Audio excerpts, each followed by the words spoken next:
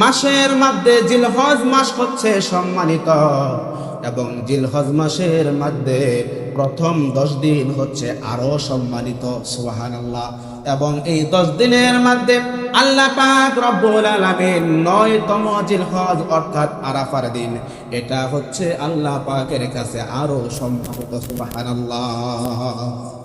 জিলহজ মাস হচ্ছে সম্মানিত একটি মাস, এবং এই সম্মানিত মাসের মধ্যে প্রথম 10 দিনের সম্মান আরো বেশি, এবং এই প্রথম 10 দিনের মধ্যে আরাফার দিন 9 জিলহজ, এটার সম্মান আল্লাহর কাছে আরো বেশি। সুবহানাল্লাহ। এজন্য আল্লাহ পাক রব্বুল আলামিন সূরাতুল ফজরের প্রথম 2 অংশের মধ্যে এই মাস সম্পর্কে, এই রাত্র সম্পর্কে বলেছেন, ওয়াল ফাজরি ওয়া লায়ালিন আশর, ওয়াল ফাজর, ফজরের কসম, ওয়া লায়ালিন আশর, 10 রাতের কসম, 10 রাতের কসম। আব্দুল্লাহ ইবনে আব্বাস সহ অধিকাংশ মুফাসসিরে কেরাম বলেন, এখানে আল্লাহ পাক যে 10 রাতের কসম করেছেন, এটা হচ্ছে জিলহজ মাসের 1 থেকে 10 তারিখ পর্যন্ত যে রাতটা আসে, আল্লাহ পাক এই রাতের কসম খেয়েছেন। সুবহানাল্লাহ।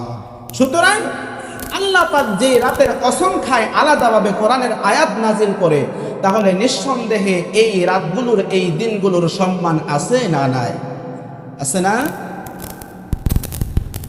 এজন্য আল্লাহ রাসূল সাল্লাল্লাহু আলাইহি ওয়াসাল্লাম বলেন, মা মিন আইয়ামিল আমালুস সালিহু ফিহা আহাব্বু ইলাল্লাহি মিন হাদিহিল আইয়াম।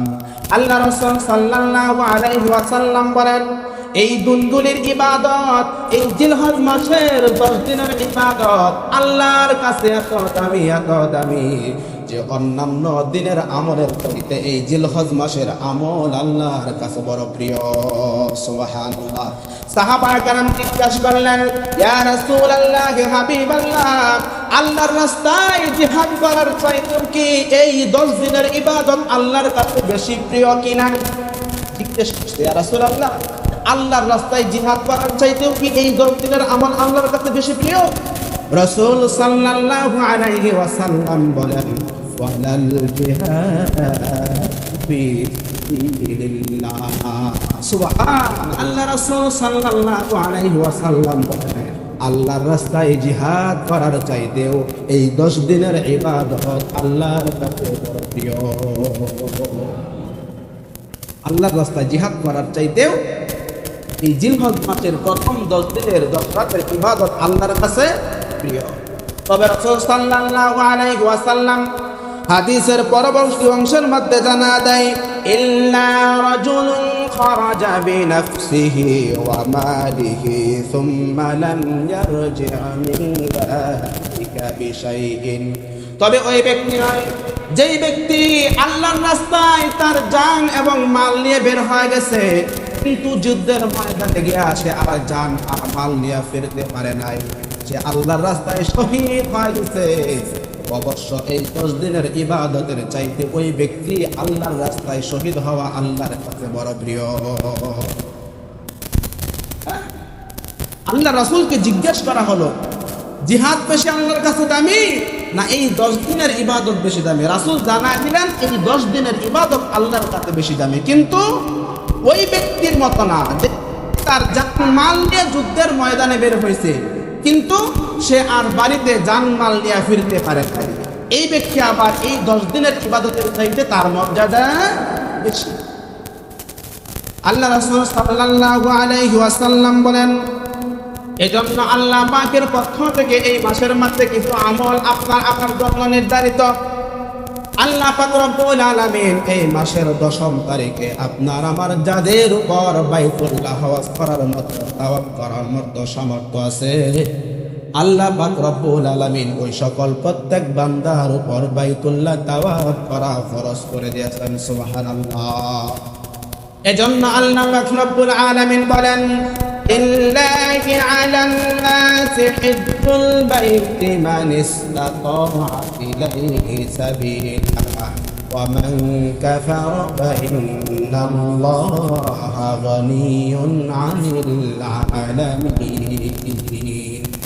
আল্লাহ রাব্বুল আলামিন বলেন, আমি আল্লাহ পাক রব্বুল আলামিন যাদেরকে এই ঘর তাওয়াফ করার মতো সামর্থ্য দিয়েছি, ধন দৌলত দিয়েছি, তাদের উপর আমি আল্লাহ পাকের পক্ষ থেকে ফরজাইন তারা যেন জীবনে কমপক্ষে একবার হলেও আমার ঘর তাওয়াফ করার জন্য আসে। তাহলে এই জিলহজ মাসের প্রথম 10 দিনের মধ্যে সর্বপ্রথম যে আমল, এই আমলের নাম হচ্ছে আল্লাহর তাওয়াফ করা, যাদের উপর আল্লাহ সামর্থ্য দিয়েছে। কিন্তু সমাজের মধ্যে তাকালে দেখা যায় শত শত মানুষের মধ্যে 90% মানুষের উপর বাইতুল্লাহ হজ করা, তাওয়াফ করা ফরজ হয়ে গেছে। মনের মধ্যে সামান্যতম আফসোস নাই যে আল্লাহর এত বড় একটা বিধান আমার মাথার উপর চেপে আসে, কোনো আমি আদায় করতে পারলাম না। এই নিয়ে আমাদের সামান্যতম দুঃখেপ নাই, সামান্যতম চিন্তা নাই। কারণ হচ্ছে আল্লাহর প্রকৃত প্রেম, আল্লাহর প্রকৃত মহাব্বত, আল্লাহর ঘরের প্রকৃত মহাব্বত, আল্লাহর ঘরের ভালোবাসা আমাদের অন্তরে নাই। যদি থাকতো তাহলে টাকা হওয়ার আগেই আপনি আমি যাওয়ার জন্য বেকার হয়ে যেতাম। কিন্তু আল্লাহর প্রেম, আল্লাহর ঘরের মহাব্বত আপনার আমার অন্তরে নাই বিদায় টাকা হওয়ার পরেও আপনি আমি যাইতে পারি না। আব্দুল্লাহ ইবনে মুবারক রাহমাতুল্লাহি আলাইহি জামানায় তিনি জগৎ বিখ্যাত একজন আলেম ছিলেন। এই আব্দুল্লাহ ইবনে মুবারক রাহমাতুল্লাহি আলাইহি প্রতি বছর যখন হজের সময় হয়ে যেত, শত শত মানুষদেরকে তার খরচে হজ করতে নিয়ে যাইতেন, তার খরচে হজ করতে নিয়ে যাইতেন। ঘটনাক্রমে এক বছর যখন তিনি শত শত মানুষদেরকে নিয়ে হজ করার জন্য গেলেন, আল্লাহ পাকের ঘর তাওয়াফ করলেন। তাওয়াফ করতে করতে এক পর্যায়ে তার শরীর ক্লান্ত হয়ে গেছে। মসজিদে হারামের ওয়ালের সাথে হেলান দিয়া আব্দুল্লাহ ইবনে মুবারক ঘুমায় গেছে। কিন্তু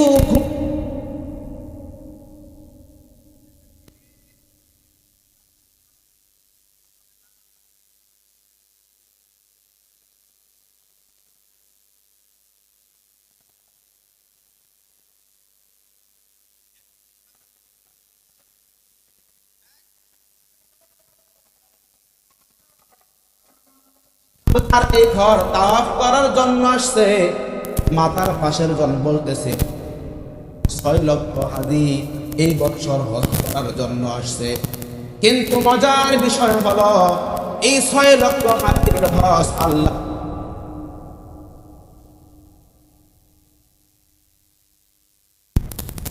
হজ করতে আসছে 6 মানুষ, কিন্তু সবার হজ কবুল করছে একটা মানুষের উসিলায়। আব্দুল্লাহ ইবনে মুবারক স্বপ্নের মধ্যে এগুলো দেখতেছেন। স্বপ্নের মধ্যে তাকে বলা হলো এই মানুষটাকে, এই মানুষটার বাড়ি কোথায়? বলা হলো এই মানুষটার নাম হচ্ছে আলী ইবনে মুআফিক, বাড়ি হচ্ছে সিরিয়ায়, যেটা বর্তমানে ফিলিস্তিন। তার নাম হচ্ছে আলী ইবনে মুআফিক। আব্দুল্লাহ ইবনে মুবারকের ঘুম ভেঙে যায়। আব্দুল্লাহ ইবনে মুবারক রাহমাতুল্লাহ আলাইহি আশ্চর্যান্বিত হয়ে যায়, আমি শত শত হাজিদেরকে নিয়ে হজ করার জন্য আসলাম, আর হজ কবুল হয় নাই, কারণ আল্লাহর কাছে পছন্দ হয় নাই। তবে সিরিয়ার একজন মানুষের হজের কারণে আল্লাহ পাক 6 লক্ষ মানুষের হজ কবুল করে নিলেন। ওই মানুষটা এমন কি ইবাদত করে, ওই মানুষটা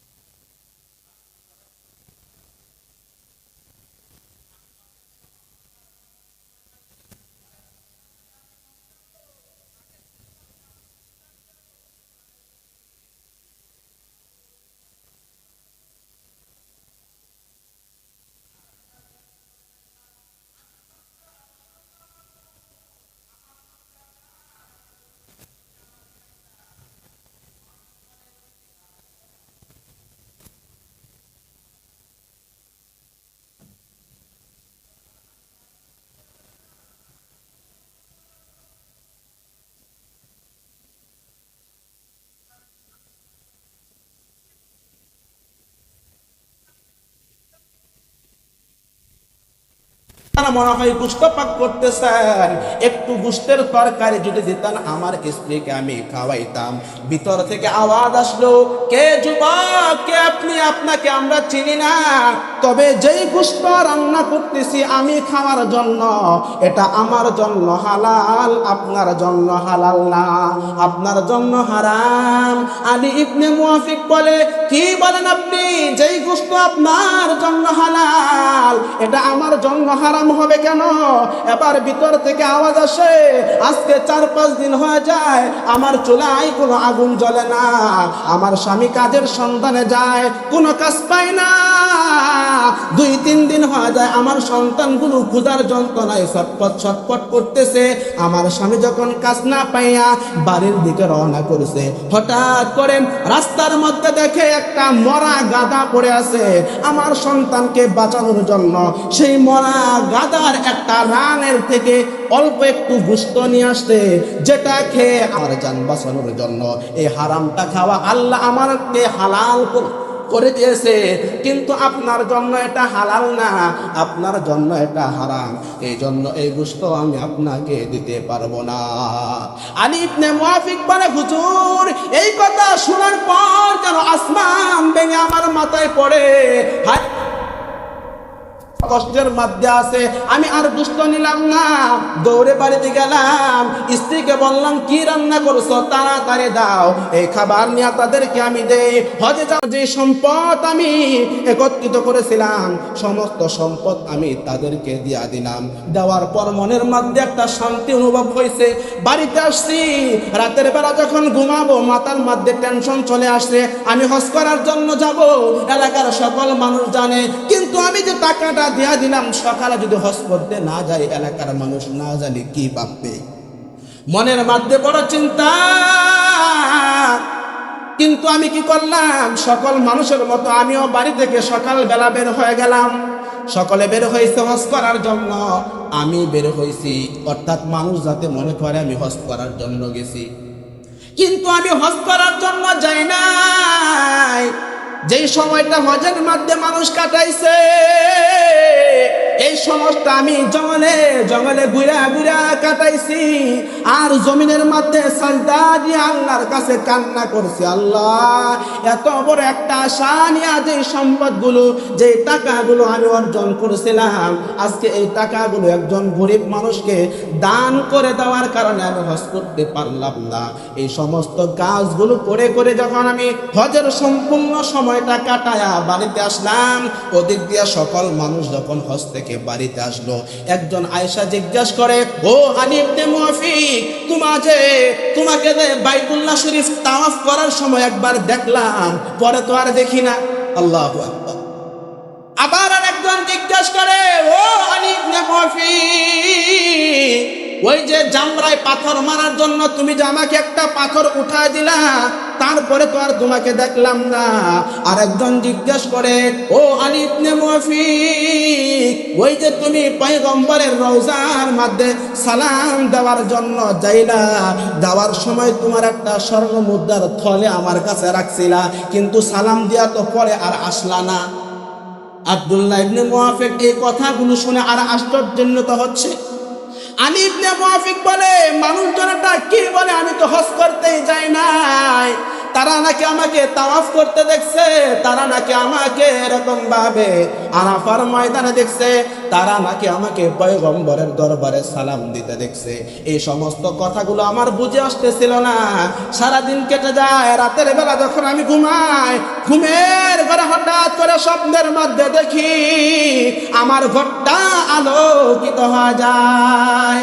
আলোকিত হওয়ার পর পয়গম্বর আমাকে দিদার দেয়, পয়গম্বর দিদার দিয়া জানা দেয়, ও আলী ইবনে মুয়াফিক, কি ভাবতেছ, হিসাব করে কিচ্ছু পাচ্ছ না, তুমি হজ করতে যাও নাই, তারপর মানুষজন বলে তোমাকে কাবাতে দেখছে, তারপরেও মানুষজন বলে তোমাকে মিনাতে দেখছে, কিন্তু তুমি যদিও হজ করতে পারো নাই, তোমার অন্তরে যে কাবার প্রেম ছিল, কাবার মোহাব্বত ছিল, এজন্য আমার আল্লাহ পাক তোমার আকৃতির একজন ফেরেশতাকে দিয়া তোমার হজের কাজটা সম্পূর্ণ করে দিছে। সুবহানাল্লাহ।